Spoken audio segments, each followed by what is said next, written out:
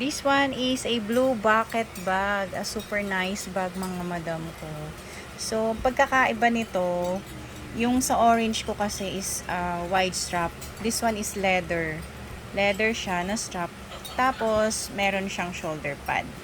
So, silver hardware. Silver hardware.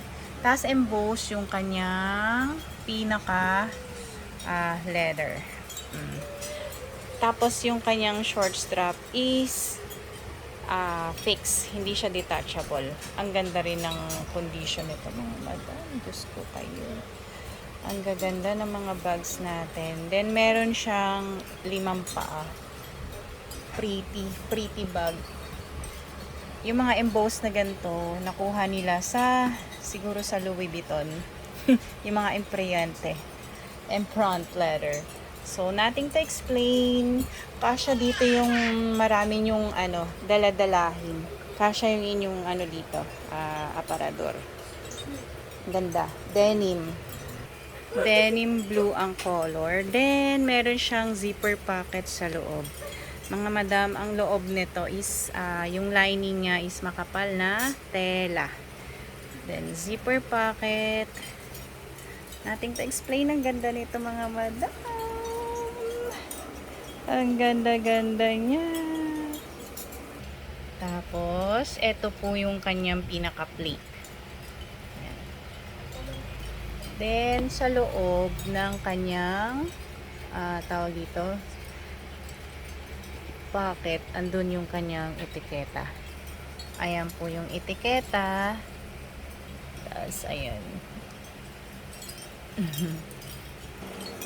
Ito mga madam is like denim blue. Wala lang siya inclusion na dust bag and cards. Pero super nice nito. Ang ganda-ganda. Ang ganda-ganda niya. Thank you so much for watching. Sana po abangan nyo yung iba nating bags na darating. Para maibigay ko rin sa inyo good deals. Kung alam nyo lang kung gaano kamahal ni MCM ngayon. So, grab nyo ito mga madam kasi yung mga bags na pinapakita ko sa inyo,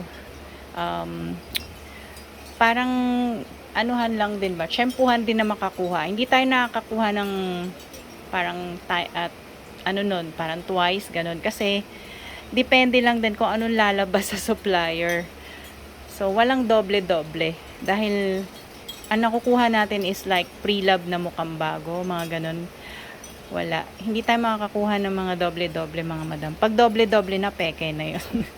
So, ayan mga madam ha. Thank you so much po.